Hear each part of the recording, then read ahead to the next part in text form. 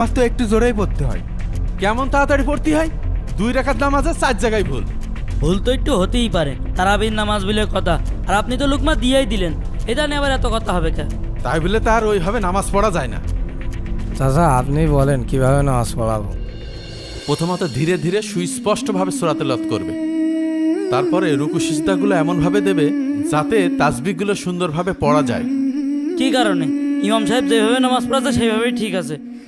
আরে বাবা, সারাদিন রোজা রাখিছি, আপনার কথা মতো সারা রাত নামাজ পড়লে কি হবে?